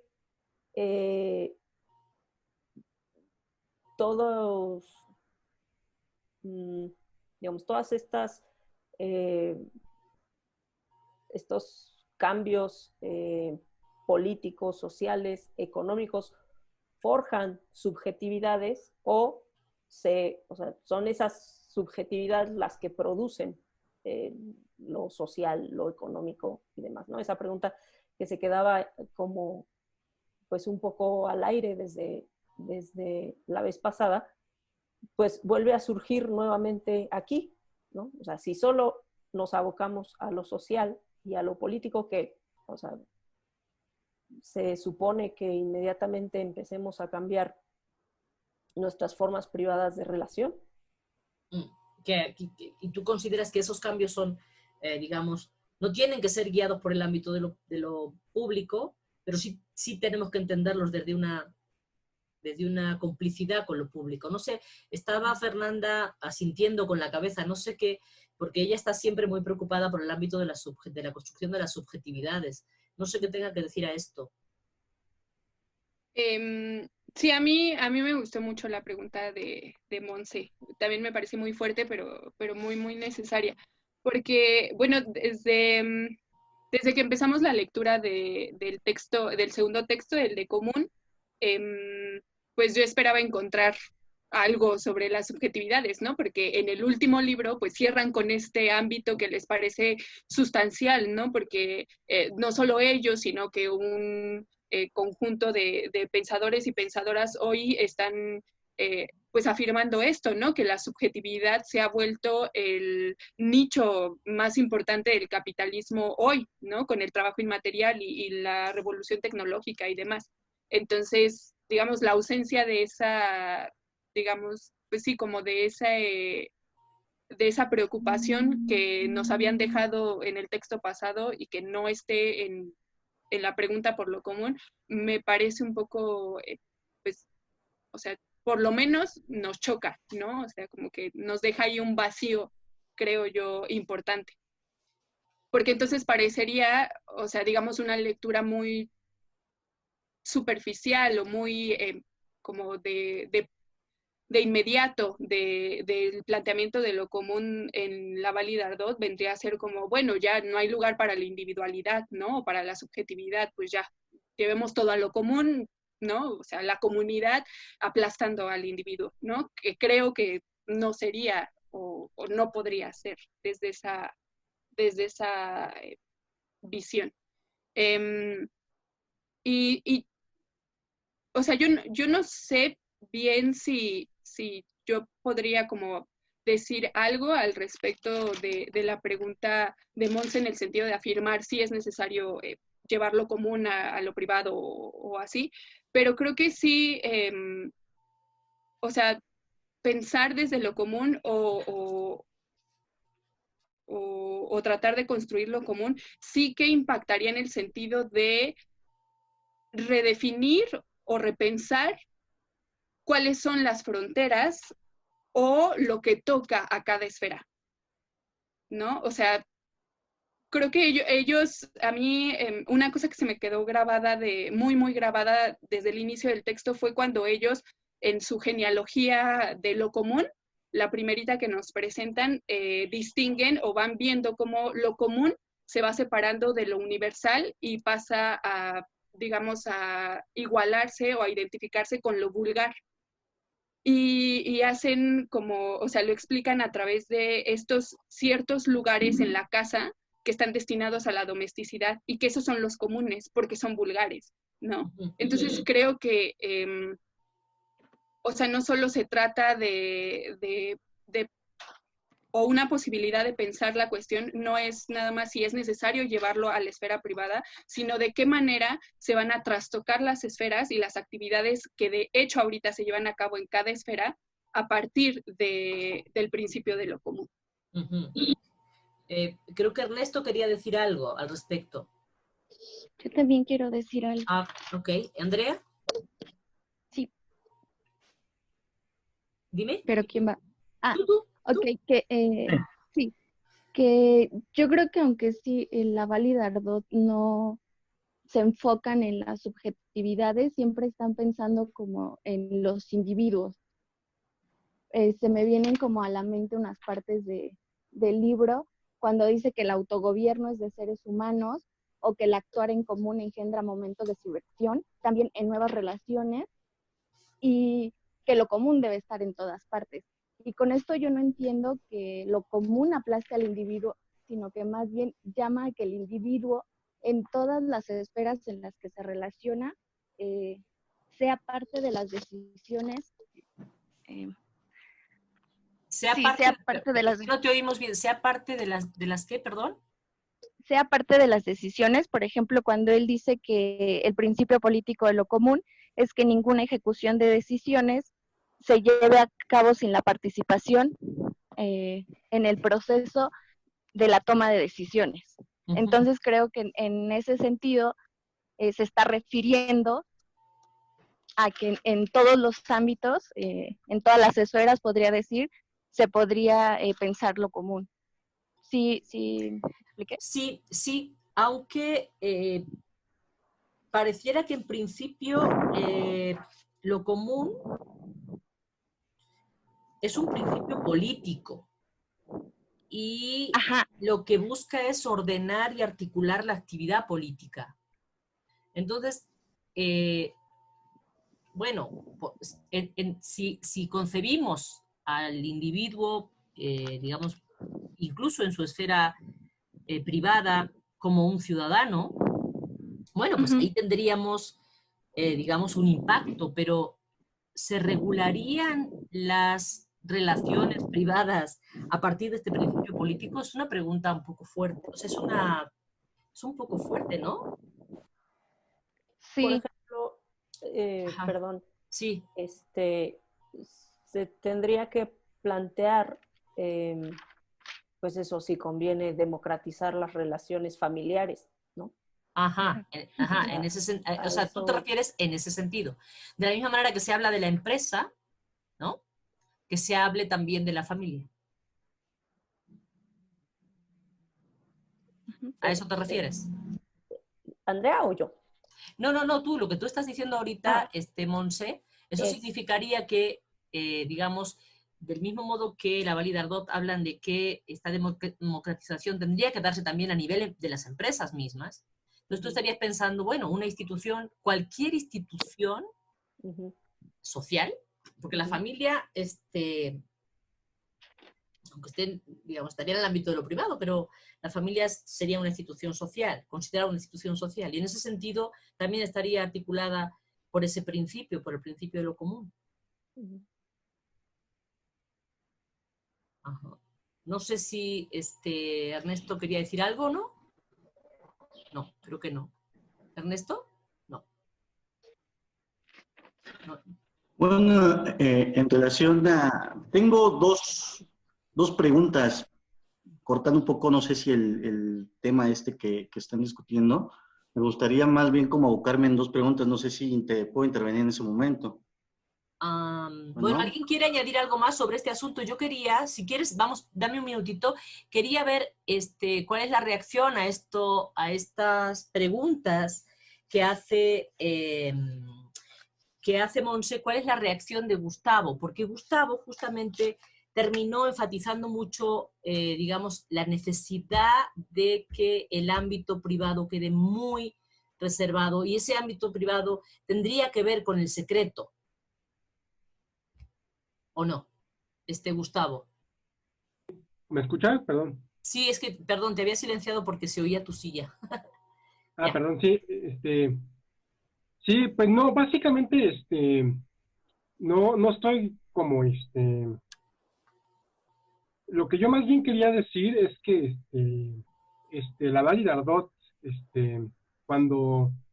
justamente cuando examinan el tema de la hegemonía de las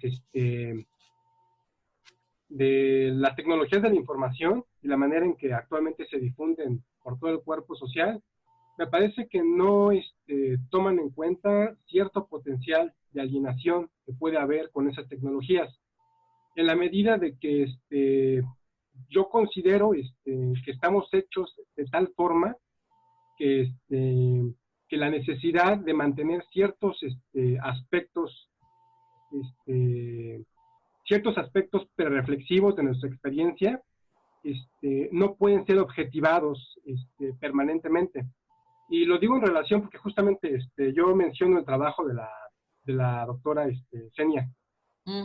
Justamente pues, ella ha investigado mucho el tema de la locura y su relación, por ejemplo, con la manera en que se manifiesta en las sociedades contemporáneas.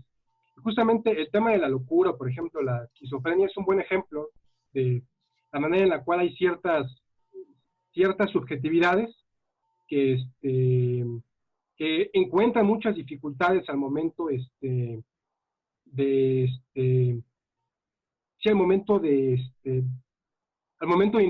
incorporarse a la sociedad. Ujú. A medida que parece que ciertos límites, ciertas fronteras que hacen posible la subjetividad misma tienden a borrarse. Y esto se manifiesta en esos sujetos, por ejemplo, con la sensación de que no encarnan el propio cuerpo, de que les insertan ideas que no son suyas, de que hay como un proceso de despersonalización radical. Y justamente esas experiencias creo que tienen que ver con este tipo de transformaciones en la sociedad contemporánea, en donde existen ciertos ámbitos de la vida en donde estas fronteras que hacen posible la subjetividad misma tienden a borrarse, ¿no? Y en este sentido, pues, encontramos sujetos que pues, ya no saben qué es lo seguro ni cómo interactuar y acontece pues, la ruptura del vínculo social. Ella, por ejemplo, analizaba las personas que sufrieron violencia extrema o que fueron secuestradas por el narcotráfico, en donde parecía que como que el cemento simbólico que hace posible las interacciones sociales se rompía y no encontraban esos límites a partir de los cuales se podían constituir como sujetos que es necesario la noción de espacio interior, ¿no? En ese sentido, yo trataba de decirlo.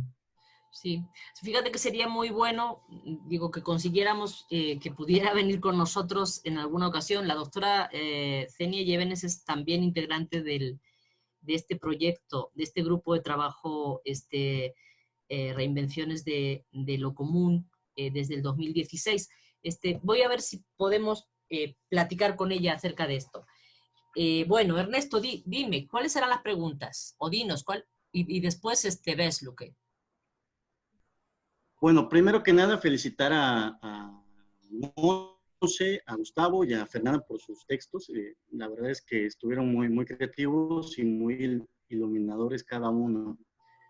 Mi pregunta va primero para Gustavo. Justamente esta idea me llamó mucho la atención, lo del secreto, lo que justamente tu afirmación era que el secreto constituía una condición para la vida comunitaria. Es como al final de tu escrito. Me gustaría que si pudieras desarrollar un poquito más esa idea, porque me parece interesante, porque también Hannah Arendt, bueno, citas a Simmel, y sospecho que el secreto en Simmel está muy conectado también con Hannah Arendt, que lo cita en Los orígenes del totalitarismo. Entonces me gustaría ahí hacer como una conexión, no sé si podrías extender esa argumentación que dejaste al final. Y la otra pregunta, que es una pregunta para Fernanda, es justamente a partir del cuestionamiento que hace Gustavo en su texto de los posibles desvíos hacia el autoritarismo, ¿sí? En una situación de lo común. Me gustaría saber la opinión de Fernanda en relación con el diálogo que ella dice que se puede establecer o que se pueden establecer, que se han establecido en el diálogo feminista a partir de los diferentes tipos de feminismo, Y ese entre que ella menciona, no sé si ve un riesgo también de autoritarismo ahí, un poco utilizando el argumento de Gustavo, porque también ciertamente parece que ella lo ve como algo favorable, pero no me percaté de que también hubiera ahí en su exposición, viera también un riesgo potencial en eso, ¿no? Entonces me gustaría que fueran estas dos preguntas. Gustavo, ¿quieres contestar primero? Sí, yo justamente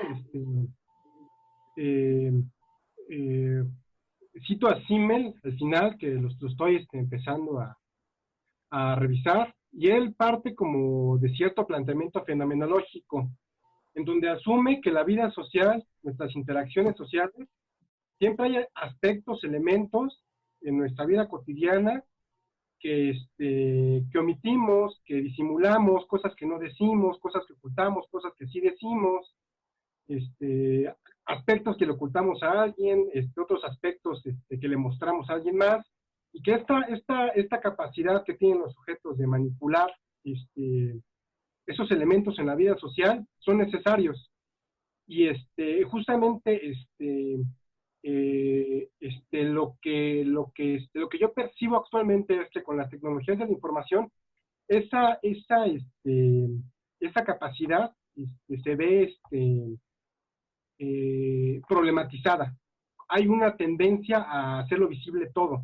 Hay una tendencia a objetivar todo. Ciertos aspectos de la vida prereflexiva que muchas veces permanecen ocultos, hay una necesidad de objetivar permanentemente esos elementos prereflexivos que involucran necesariamente la ambigüedad, que están sujetas siempre a la interpretación cotidiana, y que hay como una necesidad de objetivar permanentemente esas condiciones prereflexivas que están, que son como el presupuesto de nuestra vida cotidiana, pues.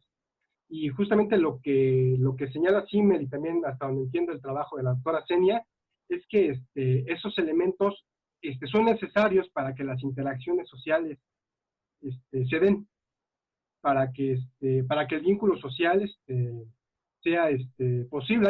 Hay ciertos aspectos que nosotros sabemos que en este momento no debemos de decir, cuando estamos en una situación formal en un lugar importante, sabemos que hay cosas de las que no podemos hablar.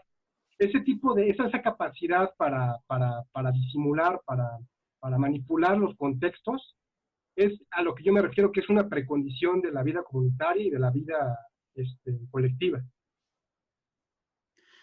Bueno, qué bueno, es muy importante eso. Me acordé que justamente es interesante, pero hay una situación muy curiosa, porque por un lado se hace visible a través de los medios tecnológicos cierta parte de nuestro ser social, hay una sobreexposición, pero justamente lo que podría hacer que se esté como diluyendo el secreto y esa precondición de la que hablas, pero justamente esa sobreexposición revela detrás un secreto, y que no es algo necesariamente favorable, sino ahí se ve más bien un secreto de qué hacen, por ejemplo, en las redes sociales con la información que nosotros presentamos. Por ejemplo, ahorita estaba revisando, tú sabrás bien esto del GAMAT o GAFAT, hay como diferentes versiones, es lo que es Google, lo que es Apple, lo que es Amazon, lo que es Twitter, cómo malévolamente presentan o aparentemente presentan un servicio gratuito, a veces no tan gratuito, pero lo que hacen es que toda la información que nosotros inocentemente presentamos en nuestros muros, en el Twitter, con nuestros emojis, se transforma también en una forma muy calculada, que esto no lo sabe la gente que lo publica, o por lo menos hace omisión, de situaciones donde se está utilizando su vida privada para ser un sujeto de consumo, ¿no? Entonces, me parece, y que por supuesto que, por ejemplo, en esta pandemia, donde varias empresas se ven disminuidas, curiosamente, las empresas como Google, las empresas como Facebook, como Twitter, es cuando más alzas tienen en Wall Street, ¿no? Entonces, es curioso cómo el secreto, por un lado, aparentemente se diluye, pero por otro sigue funcionando, ¿no? Entonces, lo dejaba como a manera de comentario y es una de las cosas que, bueno, a mí me interesa en lo particular. Está muy bien. Ajá, Fernanda, ¿quieres contestar? Sí, solo una pregunta sobre la pregunta, que es, o sea, ¿te refieres a si veo cómo los feminismos o proyectos feministas o sí, acciones feministas tendrían el peligro de derivar en un autoritarismo? Sí, por ejemplo, si tanto diluir el término feminismo, los feminismos, pueden llegar a un punto en el que ya no tengan ningún tipo de contenido. O sea, ese sería como otro riesgo de una forma de autoritarismo también, ¿no? Ok. Sí, o sea, por me ejemplo, parece... pienso en concreto, pienso en estas discusiones que se hacen dentro de los círculos acerca del feminismo no esencialista, ¿no? O del feminismo no se le tiene como una posición clara ya de lo que es la mujer y de lo que es lo femenino, a partir justamente de abrir tanto el espectro del diálogo con lo femenino, justamente. Entonces, no sé si tú ahí ves también un riesgo. Yo veo el riesgo, o vería el riesgo, tal vez no necesariamente en esta pluralidad o en esta multiplicidad de subjetividades que convergen en los feminismos o a partir de los feminismos, sino más bien en la ausencia de una crítica y de una autocrítica a las acciones, ¿no? Que se emprenden justamente a partir de los feminismos, ¿no? Es decir, por ejemplo, se me viene a la mente y es algo que estaba muy presente cuando escribía el texto, digamos, la legitimidad con la que contaba Hillary Clinton en su candidatura, justo porque era mujer, ¿no? Como si hubiera algo de eso que de antemano la hiciera, pues, como mejor, ¿no? Como si, digamos, a partir de ese posicionamiento ya no hubiera lugar para otras posturas que ella misma encarnaba, ¿no? Y que eran, por ejemplo, neoliberales, etcétera. Entonces, por ejemplo, para mí es como más peligroso la deriva autoritaria en esa ausencia de pluralidad que en la pluralidad, ¿no? O sea, creo que, aunque también, por supuesto, hay que tener un ejercicio permanente de reflexión, ¿no? Sobre los peligros o las consecuencias que tienen nuestras acciones, ¿no? Y esto vale no solo para los feminismos, ¿no? O sea, en cualquier acción política o propuesta política que se erija, hay que tener en cuenta las derivas que eso podría tener, ¿no? Entonces, creo que también habría que pensar en cómo los feminismos, claro, han abierto muchísimos caminos hoy, pues justo para una multiplicidad de sujetos que pueden enunciar otras o encarnar otras posturas sumamente nocivas, ¿no? Como las neoliberales o racistas o colonialistas, ¿no? Entonces creo que ahí no se trata nada más de pensar en sí mismos los feminismos, sino en cómo esas subjetividades que se enuncian a partir de los feminismos o que encuentran una posibilidad de reflexión y denunciación ahí, cómo no solo se enuncian desde ahí, ¿no? Sino que hay una multiplicidad también en esas mismas subjetividades que lleva a ciertos posicionamientos y a ciertas acciones. Pero de ahí la necesidad justo de estar pendientes, de estar en diálogo y de no cerrar las posturas, ¿no? O sea, me parece que hay un peligro de autoritarismo muchísimo más plausible cuando hay como una cerrazón puesta de antemano. O sea, más plausible te refieres porque es más factible que se dé, no es que sea más... Uh-huh. Y yo me voy a colar, Víctor, ves, ahorita te doy la palabra, porque quiero preguntarle una cosa ya en este mismo tenor a Fernanda. Digamos, la parte donde ella está, digamos, poniendo su tesis es cuando dice, el nosotros no puede delimitarse antes de su institución en el camino de la deliberación o la acción de quienes participan y se posicionan en la diversidad de feminismos. Nosotros surge del entre, de nuestra reunión, de nuestros desencuentros, de nuestras afecciones mutuas y múltiples. Ese entre es un lugar vacío, ¿o no? Diría vacío en el sentido de que no se determina de antemano, pero al mismo tiempo creo lleno cuando hay esas reuniones y esos encuentros y esos desencuentros. Pero no por, o sea, digamos, no por lleno es como, o sea, lleno, digamos, en el sentido de que en los momentos de la acción o en los momentos de la deliberación, en esos momentos, digamos, en que se puede instituir lo común, habría una especie de llenado de ese entre. Uh-huh. Uh-huh. Pero no saturación. Como que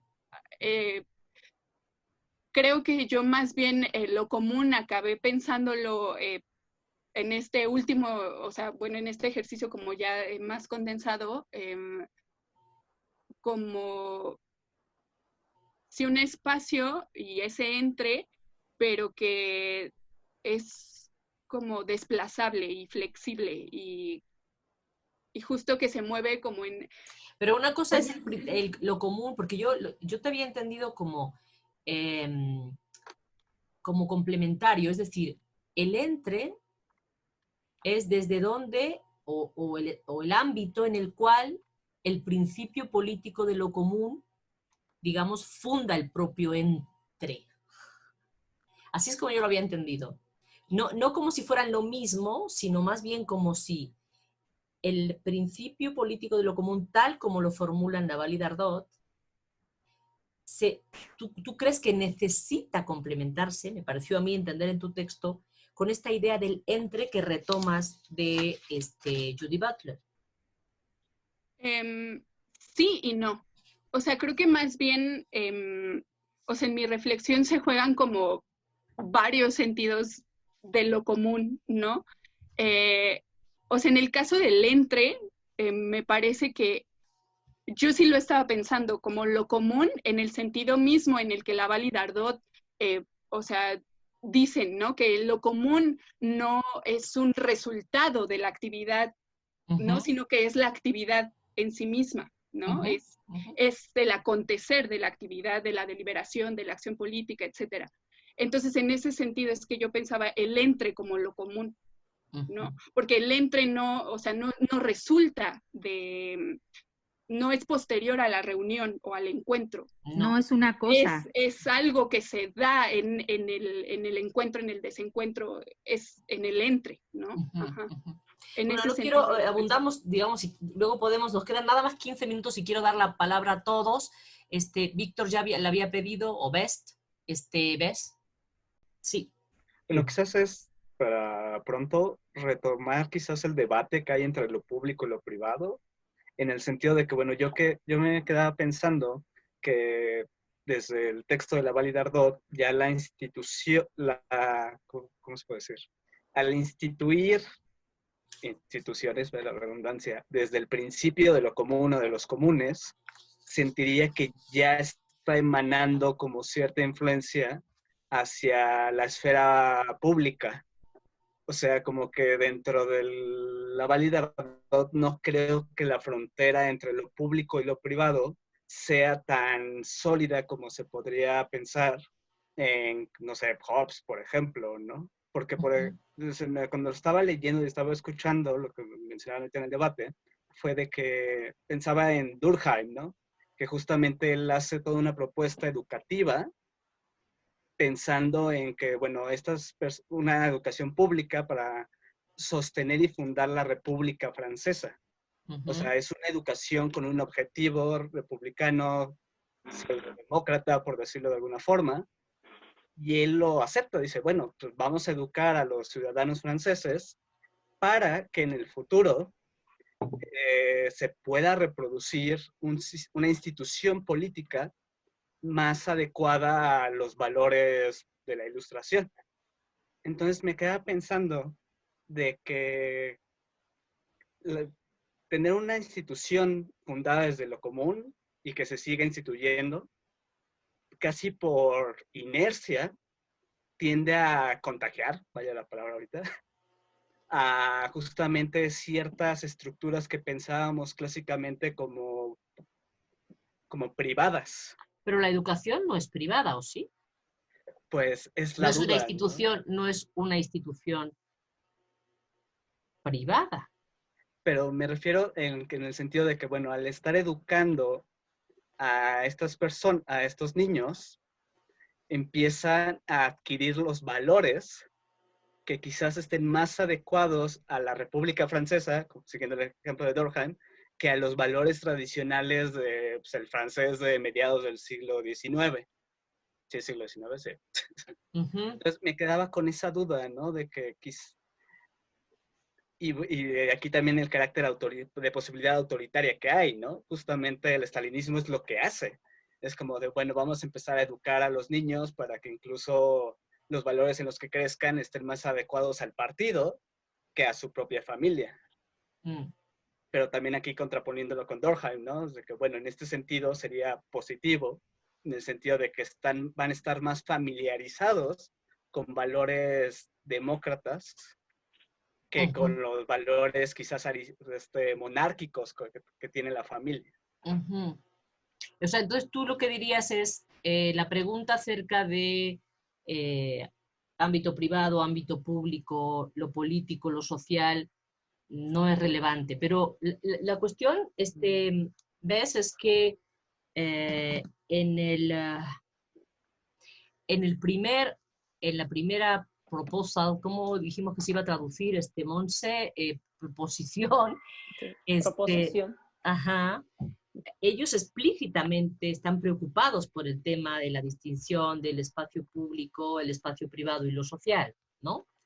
No diría que no tiene incidencia, que no sea importante, pero que curiosamente como que hacer esta distinción tan tajante entre un espacio público y un espacio privado tiene como que ciertas ambigüedades dentro de sí, ¿no?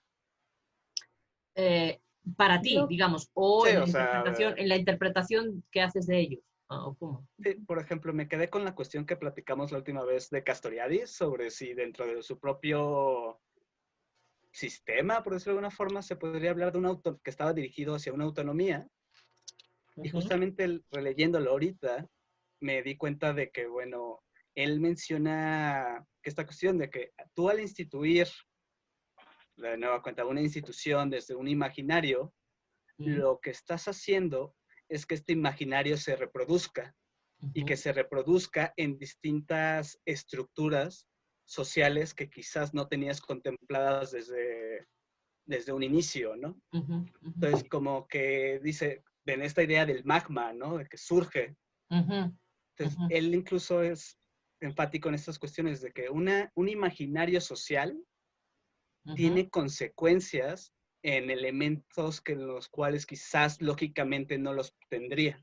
No sé, ¿ibas a decir algo, Monse, al respecto? Sí, que entonces, digamos, tú serías partidario como de la segunda opción que planteo, en la que digo, ¿no? O sea, es decir, que ciertamente, abocándonos a la transformación de lo social y lo político, se permearía esa otra esfera, ¿no? Tú sí. Sí, incluso que por eso hay que tener más cuidado con qué instituciones políticas empiezan a emerger, ¿no? Porque justamente no es de que las vamos a tener ahí y quizás no funcionen y luego se quiten y ya, sino que, bueno, van a dejar una influencia social que puede perdurar un poco en generaciones posteriores. Hay, por ejemplo, quizás es un ejemplo muy extremo, pero justamente uno de los objetivos que tenían las políticas de desnazificación de Estados Unidos hacia Alemania no iban dirigidas hacia, pues, los miembros del partido nazi, bueno, ya exmiembros, las SS, sino contra la juventud que fue criada dentro del nazismo. Porque hubo un periodo prácticamente de 10 años que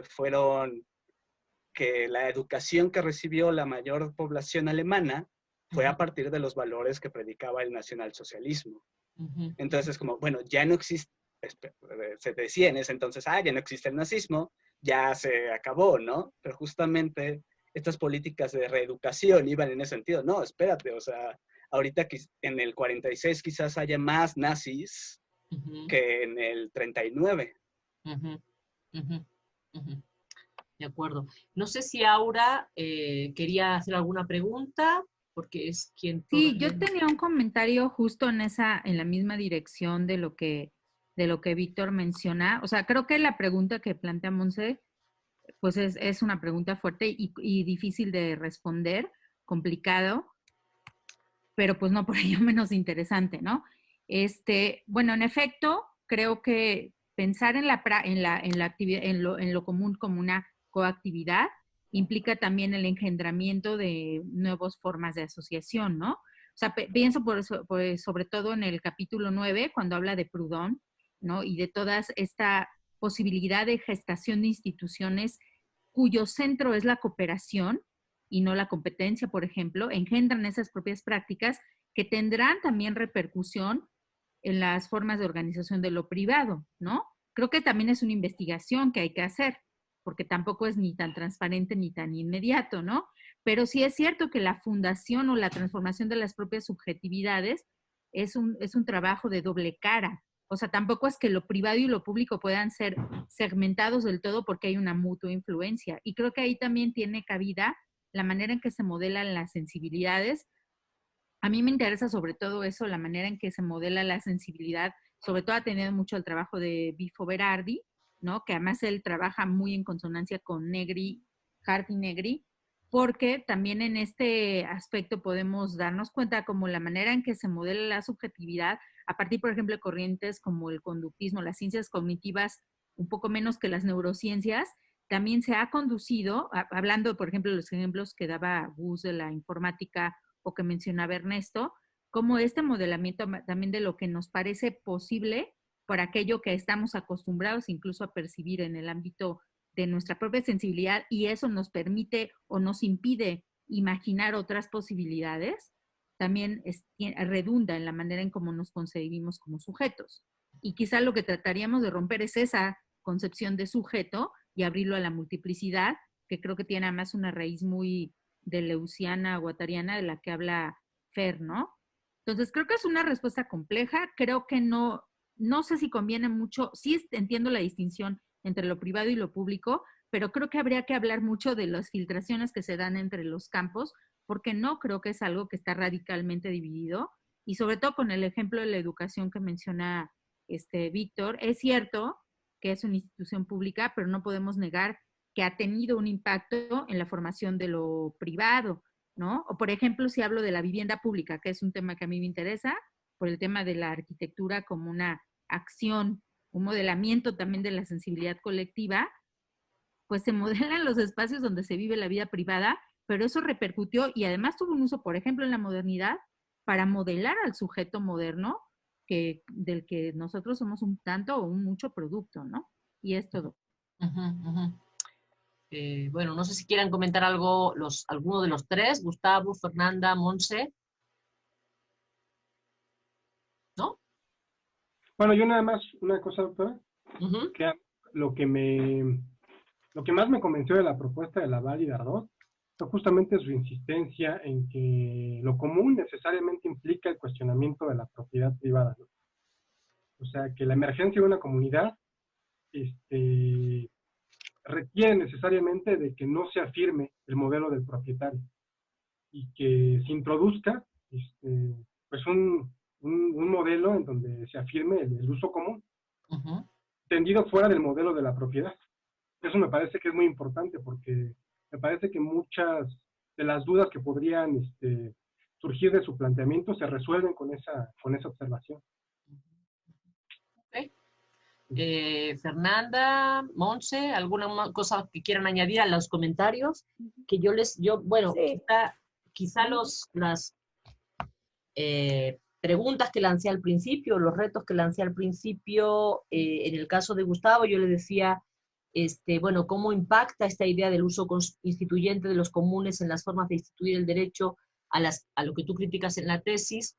Bueno, no, tenemos 3 minutos, no sé si quieras añadir algo, y en el caso de Monse, bueno, ya un poco ella ya hizo una reflexión sobre esto, y prácticamente todo el texto de Fernanda estaba un poco enfocado a discutir justamente la necesidad de esta autonomía de representación y de estas organizaciones poderosas que estamos entendiendo por poder, como ella discute el concepto de poder. O sea, a mí en ese caso sí me respondió, pero Gustavo todavía no me ha respondido exactamente. ¿En qué sentido esto que trabajaste impacta en tu investigación?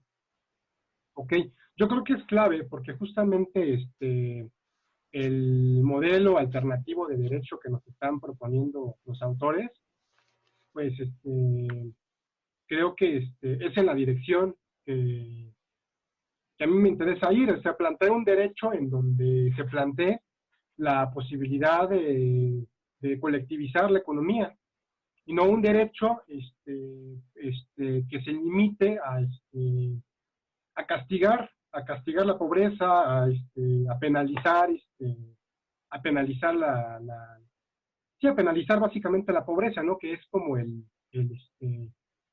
la función de los estados penales en las sociedades avanzadas, ¿no? Creo que justamente, pues, creo que habría que como, en ese sentido, creo que esto nos permitiría pensar el derecho de manera distinta, un derecho en donde se introduzca la preocupación por modificar las relaciones de producción. Uh-huh, uh-huh. Yeah, listo. Monse, ¿querías decir algo? Sí. Bueno, solo brevemente, cuando en el texto hablaba de que para Laval, Dardot y Castoriadis lo social no es privado en el sentido de que los intereses sean privados o de que estos intereses no afecten a todos, creo que aplica exactamente en el ámbito de lo religioso, ¿no? O sea, lo religioso efectivamente solo compete e interesa a quienes se adscriben a un cierto grupo o creencia o demás, pero por esta permeabilidad que hay entre las esferas, no podemos pensar que no influye políticamente lo que ahí se cree o lo que ahí se defiende, ¿no? O sea, y eso lo vemos pues en cualquier ámbito de la vida social y política, ¿no? O sea, no podemos simplemente decir que cada quien crea en lo que quiera, o sea, bueno, sí podemos decirlo, pero pues eso, no podemos negar que eso tiene implicaciones o que eso puede llegar a afectar a todos. Entonces, como decía en esta parte del texto, es social, es privado en el sentido de que lo que ahí se discute no se constituye en leyes, pero no lo es en el sentido de que no afecte o tenga de alguna manera injerencia o pueda, pues eso, trastocar la esfera de lo político, ¿no? Entonces, por eso sí creo que debe haber, pues eso, nuevamente una relación y una articulación, pues, De que hay que esfera. pensar, Uh-huh. que hay que pensar, no está dada, y la que está dada no me convence. No, pero bueno, pues ya es para futuras reflexiones. Está bien, bueno, son las 6 y 1 minuto. Fernanda, ¿tú quieres añadir algo más ya para cerrar? Pues nada, pues sigo pensando sobre la pregunta de Monse, en que pues a lo mejor en lo que habría que insistir para después preguntarnos si llevar lo común a lo privado es primero, o sea, qué límites hay entre lo privado y lo público, qué acciones y qué sujetos se mueven en cada esfera, porque eso también es histórico, ¿no? O sea, también hay una transformación de lo que se atribuye a cada esfera o lo que se hace en cada esfera, y si estamos pensando como la Validardot en una transformación social, política, económica, etcétera, y que además esa transformación también va a estar en función de determinar el valor, por ejemplo, no en un sentido económico, mercantil, creo que eso también abre la posibilidad de reflexionar sobre cómo lo común puede impactar o no a otras formas de relación que no son estatales, que no son mercantiles, ¿no? Y en ese sentido creo que sí hay una posibilidad de redefinir o de repensar qué es privado, qué es público, qué es común, qué es social, etcétera. Muy bien. Bueno, tenemos que dejarlo lamentablemente. Para la próxima semana, para el próximo martes, Ernesto se ocupa del punto 4, hay que instituir la empresa común. Aura, del 5, la asociación en la economía debe preparar la sociedad de lo común. Denis, que no sé por qué razón hoy no ha podido venir, se ocupa de lo común, debe fundar la democracia social. Muchísimas gracias a todos y pues buena semana. Nos estamos viendo acá el martes que viene. Cuídense todos y todas. Hasta luego. Cuídense.